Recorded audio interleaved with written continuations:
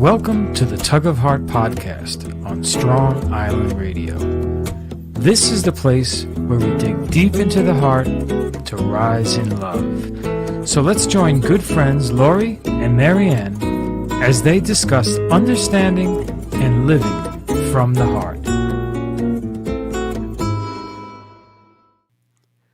Hello and welcome to Tug of Heart. I'm Marianne and I'm here with Lori. Hi, Lori. Hi, Mare. So today we are continuing a conversation that we had started about spontaneity, and we are looking at happiness in the heart. Aw. And so I do think the two are very, very connected. Absolutely. Because when we can be spontaneous, rooted in the heart, then that does lead to a tremendous amount of liberation. And with liberation comes a happiness that the heart just applauds. Like the heart is so happy for us in being able to express more of our spirit, our being. Yes, it speaks everything to what you said in our previous talk about sustainability. So you are able to be spontaneous, tap into this place, and it could be spontaneous acts, right? Where you dig deep and do something, but over time and with practice, you become more, I don't want to say efficient because efficiency is kind of outside the heart's way of doing things, must be efficient, because it's also thorough. It's not cutting corners and it's not doing the cheapest job it can to ensure you will need more product soon. So not that kind of efficiency, but efficient in that you're able to access with less blockage. And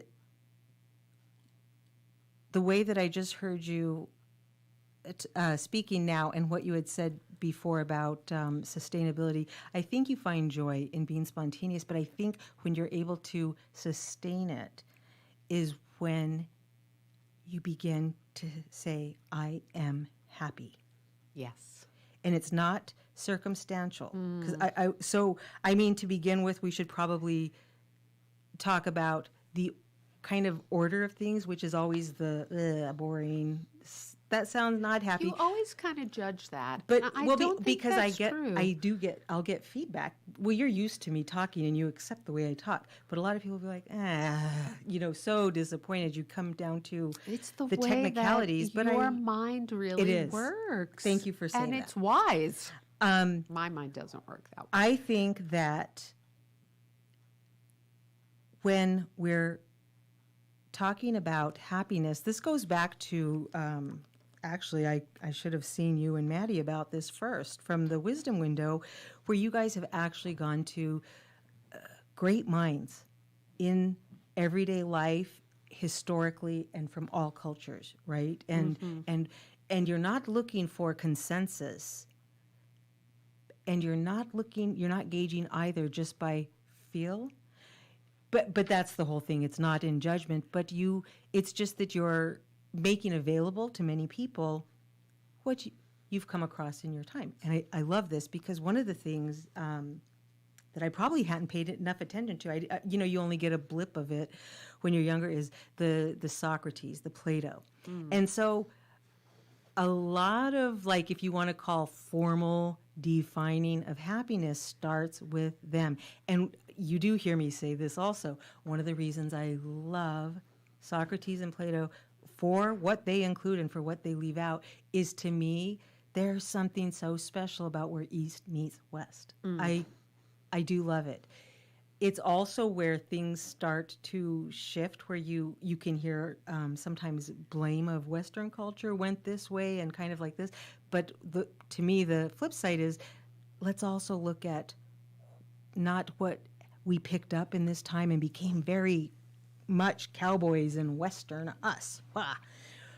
But let's also look at what we started to kind of leave behind right there in between. Because that could have something to do with it too. When satisfaction went down, when the power of men went up, what happened there also? Because it's nothing's in isolation, nothing that dynamic.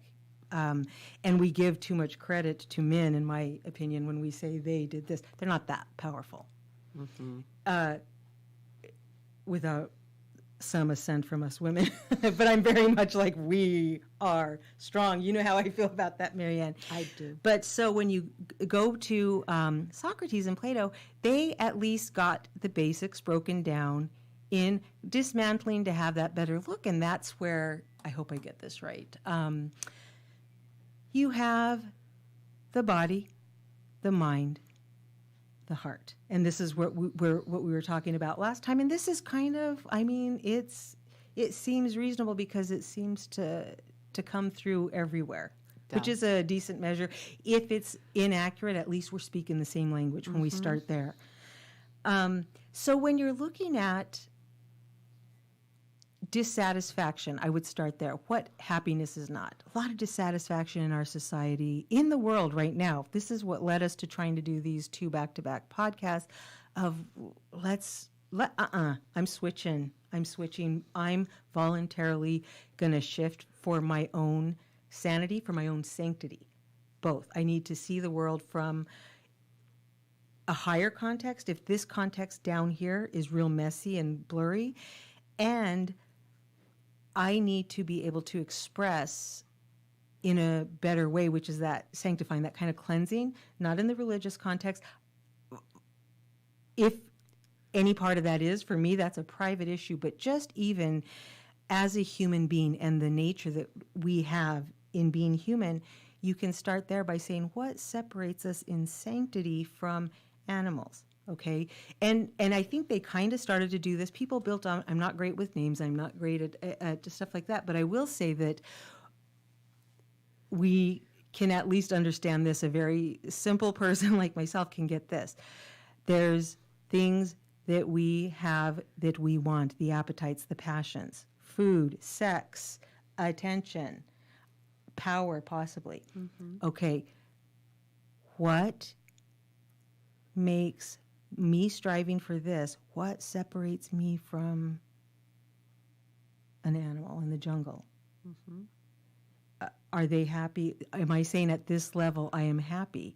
Because then the answer would be a little simpler. Let's all go back to smaller clans and pull away from each other and live among them. There's something more to it. There's a different drive there. And in one of our tendencies as humans is also to grow culturally from the individual to the couple, becomes the family, becomes the tribe, the community, the nation, the kingdom. This is kind of the order of things, and this is where I say the order. But yes, no matter how many times many civilizations have been knocked down, they kind of tend to go back in that direction. So what could be different that could change that dissatisfaction that they're finding by, like you had said earlier, repeating the same thing? Right. What could disrupt that for mankind? And how did you say about let's just do something new? You didn't say start fresh, but what was the way? I don't even know if you...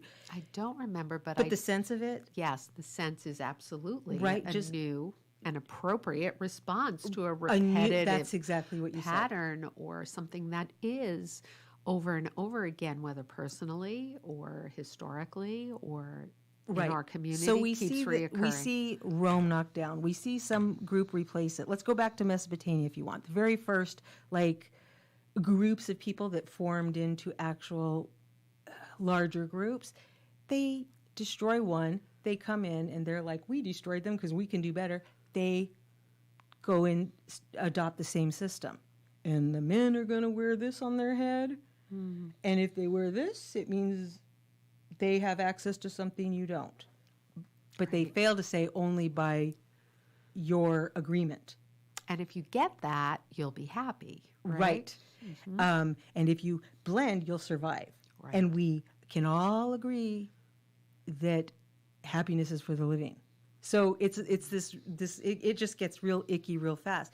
So one of the things that people don't like to hear is like law, natural order. Not everybody. I should not say that. You're right. This is, again, my judgment of it. I will say that because you come up to different views, which I'm very open to, but it doesn't change it. There's something that has to change, or else this no longer makes sense. We're just unable to learn past a certain level.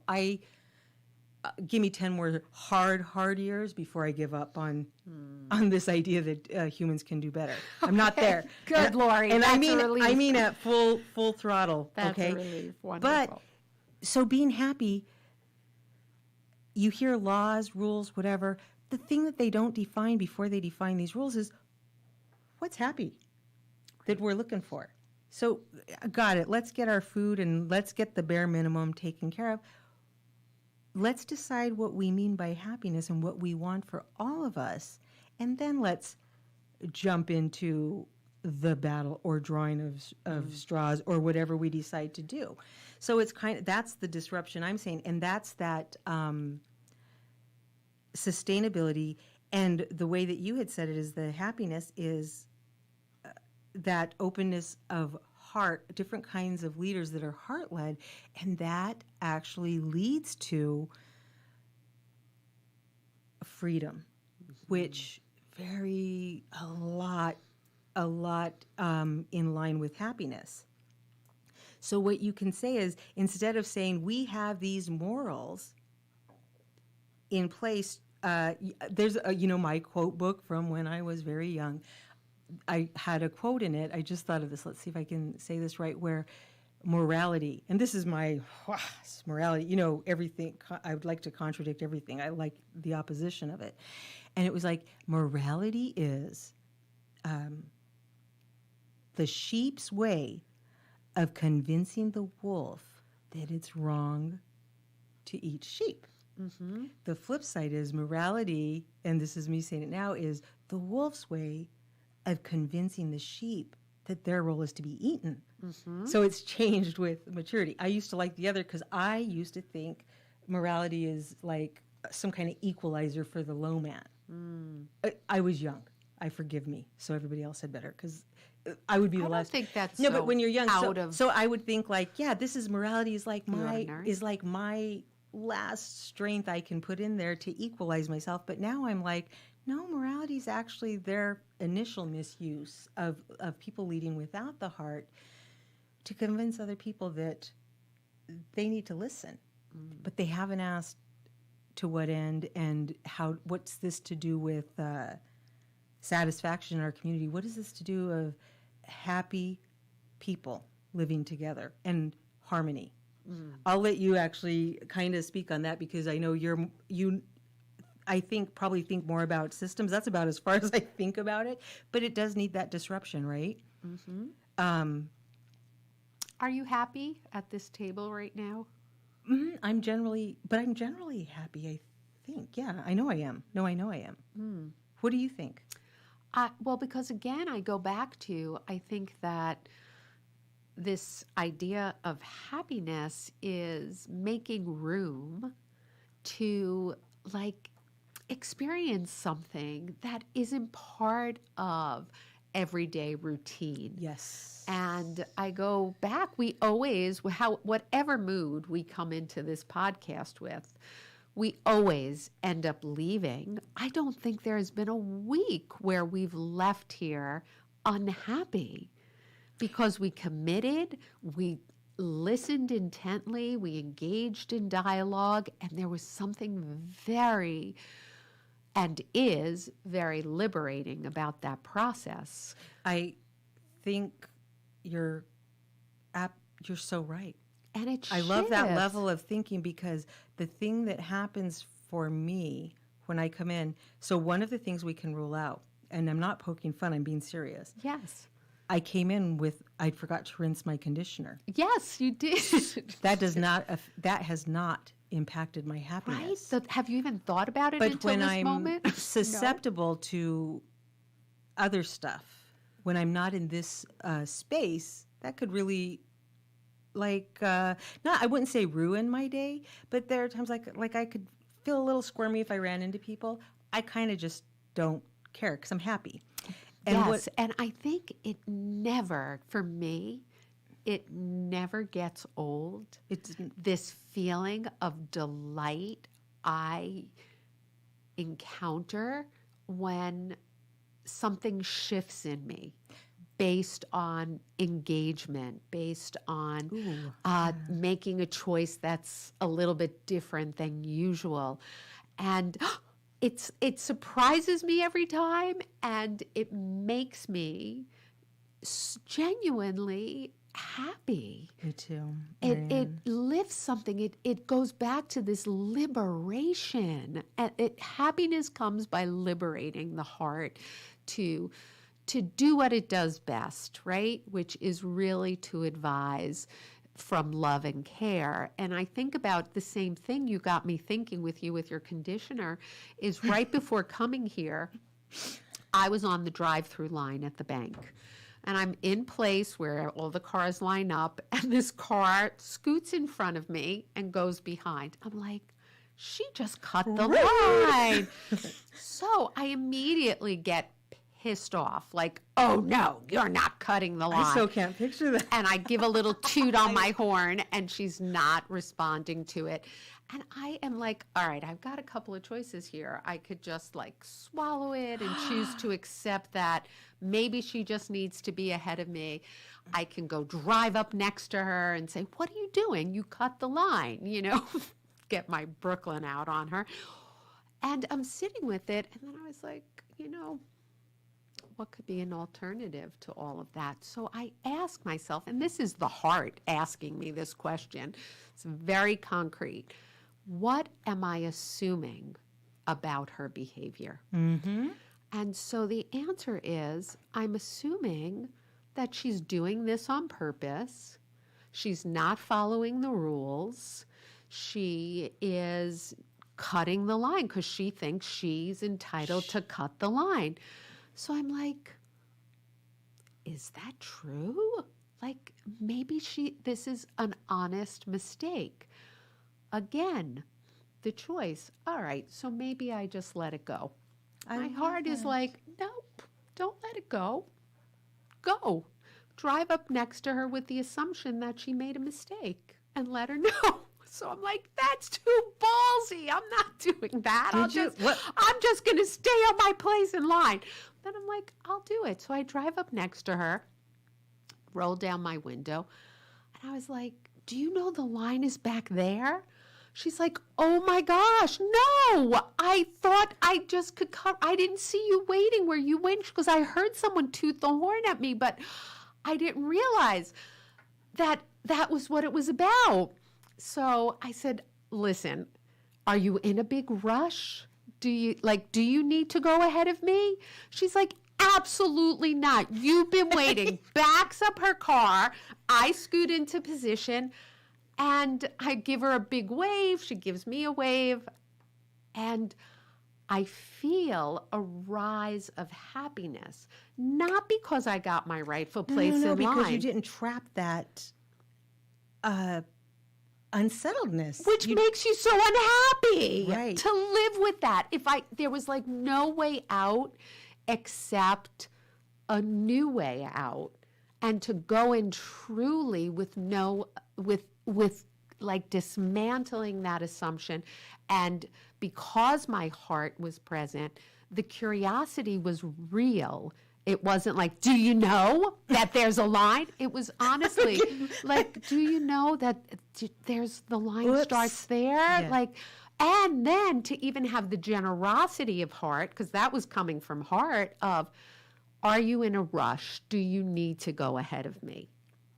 And if she would have said yes, I would have had no resentment, and I would have taken my place behind her.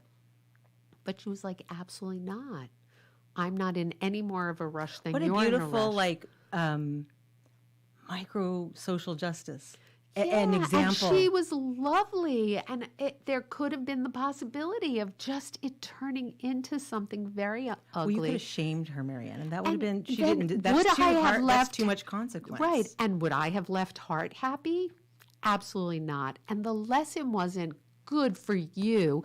The lesson was we have this capacity to dismantle these hateful kinds of bars that we scaffolding back to that we put around our This heart. morality we're imposing. Yes, Because that's that's wrong. The morality of this situation is that's my spot. Because again, Yes, Lori. what the heart adds is context. It would be an injustice if she did it to somehow hinder you.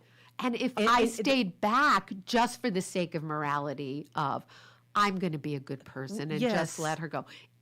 Either way, like, no, can we engage Because what in if you hard just conversation? what if you dismantled 2-3 cars behind you, somebody who's like, I had 10 minutes and are you kidding? Right. But they were like, okay.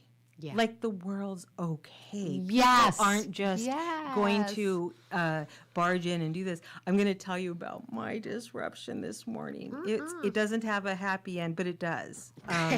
Let's hear it. Oh, Marianne, I have been putting so many hours into studying, so many. Yes, you're back in school, which is very And big. I had done this thing. It's like what you do with your alarm clock, but I did it on the calendar. So it's like I set my dates back to have my assignments done. Nice. Nice, except today I went to log on. I got up at 3 because I've been I have whatever it is about me, like I want to get things done right. But with all this intention and little sleep, I got up and I sat ready to conquer my next thing ahead of time. When I logged in and opened, I just saw like red for these massive assignments I had, 100 points each, where most assignments are 5 points. 4 of them. That you missed the deadline? Because I had decided to use some of my time yesterday to help, because I looked at the calendar and I was like, well, today means tomorrow, because I've been setting them back, but I didn't on that time. I was totally locked out, and there's no fixing it. But the thing is, frustrating. because, just when you get used to kind of exercising that, I always call it like kind of looseness, like where you're just kind of, it's not even, it's like I don't know if it's a serenity prayer, or if it's just like pick your battles or whatever, but my initial, what I wanted to do was be horrified, but I was able to sit in that space even before, where I was like, I got a chance to see what I want to do is be horrified, because usually I would go right into that, so I wouldn't have even known it was a choice. If this can make there sense. it goes. I would have seen it, horror across me. What? No way. How can this be? Let me blame whatever else.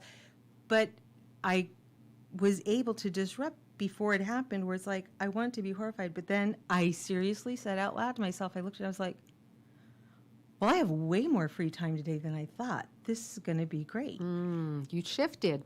Because there's nothing I can do. Nothing I can do that won't add damage to the damage.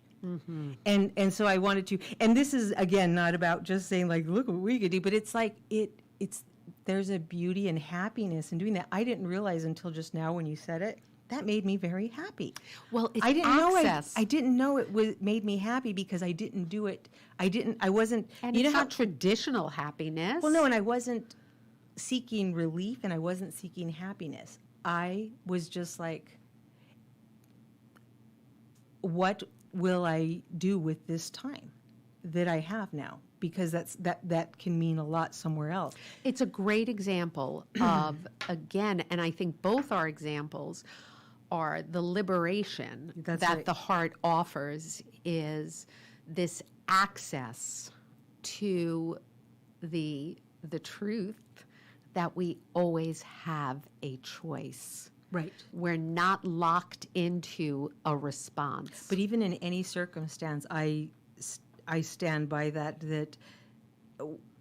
because people can tend to think, and I've done this plenty in my life, that we are kind of cornered into certain circumstances, that there is not a choice except the misery that that circumstance comes with.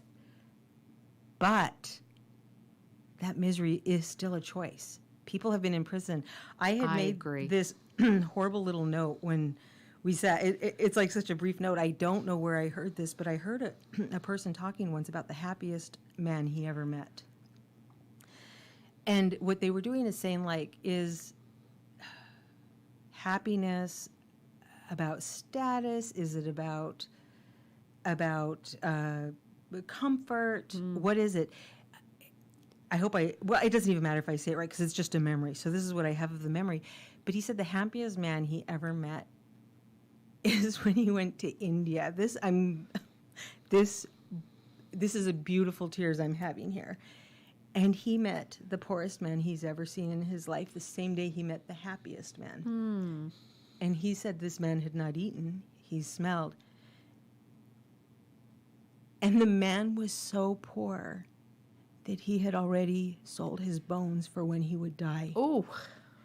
So it's not that, like, to be insensitive to what we say is poverty, but like he had never known this could happen. But he had gone and said, when I die, and he'd signed the papers, I will give my bones to you for a couple rupees, which means a couple more meals. And those had run out, and his bones are sold. And he said he didn't even have time to, like, be reeling from the shock of that, because what illuminated and blinded that, you know, when light comes in and you're blinded to that, he couldn't see it for very long, because the next thing that happened is he was like, this guy's laughing, telling stories, sitting, slapping his leg, the happiest man he's ever met. I wish I could dig up the rest of the context, because Well, it says it. It really it's says so it. beautiful to me. That So what do you think was the source of that happiness? personally, in my extremes that I've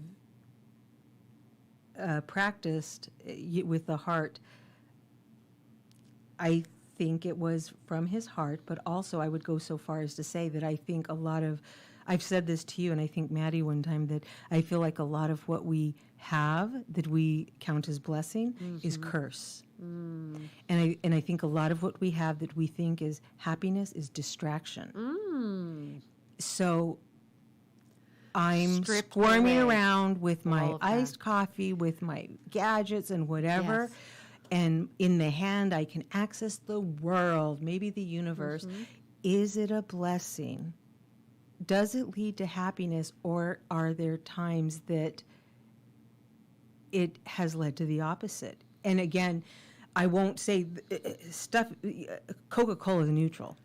Right. iPhones are neutral, but how we use them, okay? Yes. And if our heart's not right, there's nothing we can do about everything in front of us and using it properly to access happiness. There was another thing, this is really tapping on a balancing act to remember, but where they say even with the intellect, and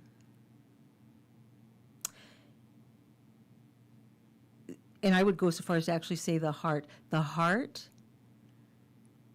No, I'll go stop at intellect. The intellect can feed happiness, so you know more. The more I know you, the more I like you.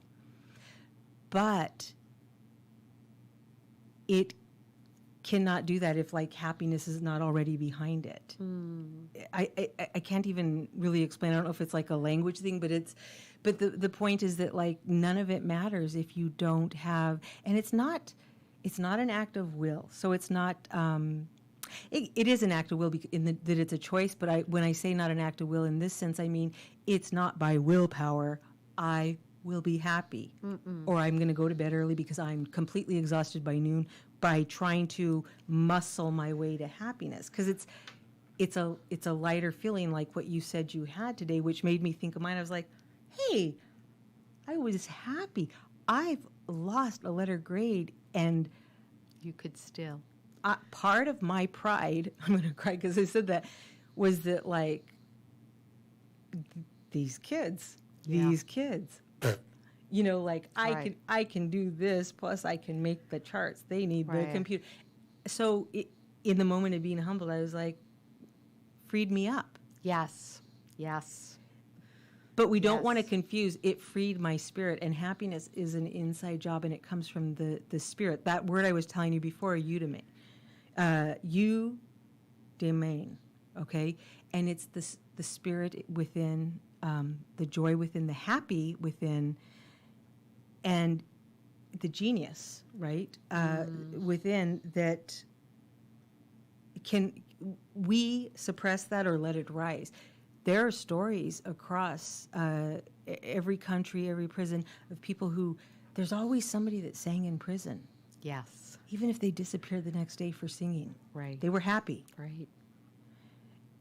If it was a lamentation, like you said, it pointed to a future happiness that they did not think could be ever disrupted, and Well, ever it's after very kind of happiness. humanizing, right? Right. It's a return to our humanity. Or they were removed, but they made somebody happy. So it's not circumstantial. I don't know. We have our work to do here, because I don't think there's so much a formula for it, but I think just knowing that it can happen, like for me at some point, just the possibility, because I have spent probably more years than I should have. I don't know if it adds up to years, because it was in moments where I flexed too much and it cost me a lot of happiness. Absolutely can I understand that. I Makes a lot of sense. I valued being strong more than good, more than happy. And that is the trade I made, because that's where my value was. Yes. And it's very hard. The other thing is it has that circular aspect, cyclical, like you and Maddie say, where you soften and some happiness comes in, but after softening, you can exert this new kind of strength that is that rising spirit strength that is in goodwill for the other. And that's its end. Its end is not to give that social reprimand of the horn, but just beep, beep, like just a little, hey, uh-oh, Right. And I think that poor disorder, maybe you don't Right. know. the very poor man who sold his bones. Oh, can you imagine? Yeah, he was doing a service, right? Yes. To the man who witnessed that story, because he told that story. He didn't have to tell that he sold his bones, because the man who heard it tapped into a level of disruption as far as what God, he Marianne. needs to be That's shocking, grateful for, and the shock of, wow, this man can embody this level of poverty and suffering and still Marianne, be you're happy. right. That's the medicine. But this is the further medicine. This is the medicine giver in you. Where I just now it dawned on me, the poorest man in India was able to reach across oceans to you and I, and whoever hears this and retells. Yes. When people could have their Coca-Cola and their iPhone, and they can't Make set an a impact. decent message out. Yes. And it's not a judgment of them, because I've been the person in the West with the iPhone more than and I'm much closer to being them than I am that man. Yes. He's an enigma to me. And that's what disrupts something in me to hear the story, because I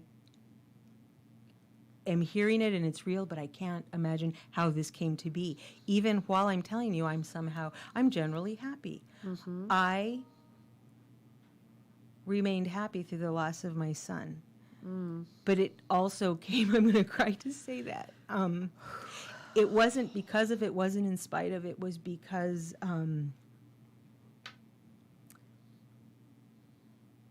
of what I previously had opened myself up to.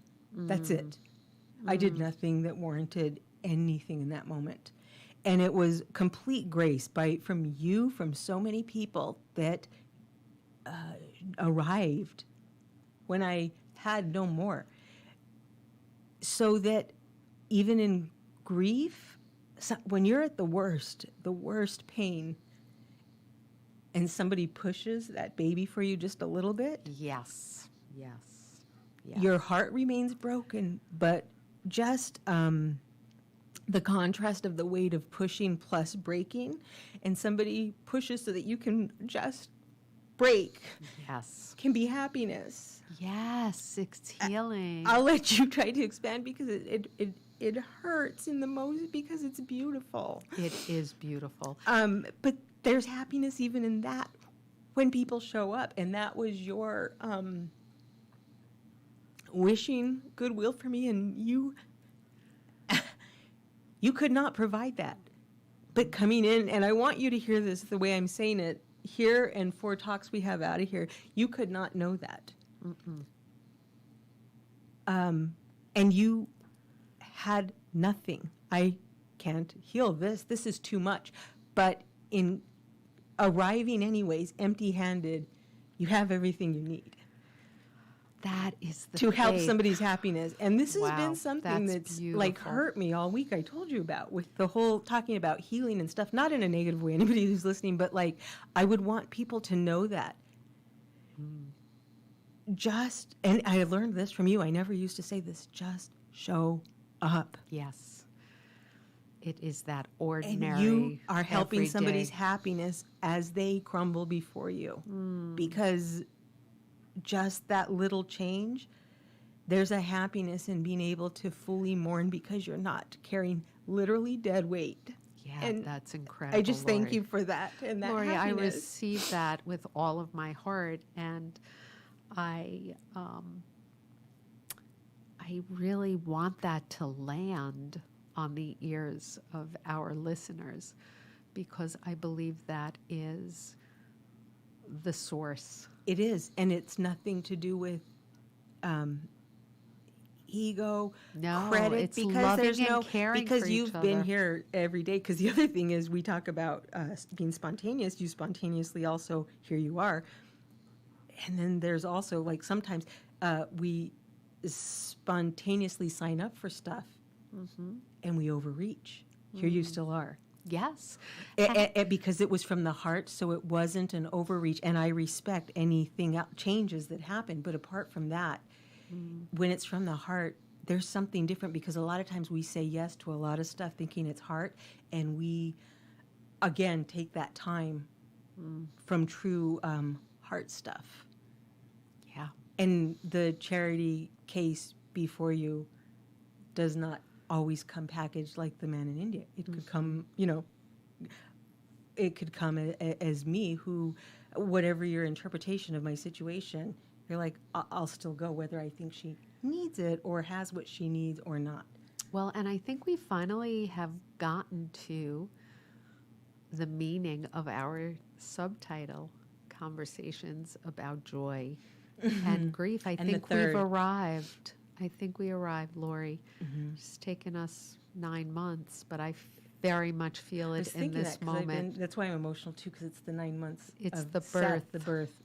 Yeah, the death and the birth, the rebirth. What a beautiful Ooh, thing, Marianne. and at Thank that- you. I'm going to Oh, let you. oh, I'm so Can you sorry, can you Daisy. you say the goodbye, because I'm like blubbery. Yes, yes, yes, yes. And so we close out this episode with such a wish for spontaneous happiness in all our listeners' hearts and lives.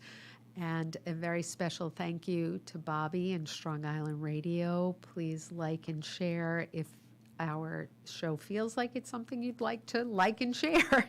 And until next time, we bid you farewell. Farewell.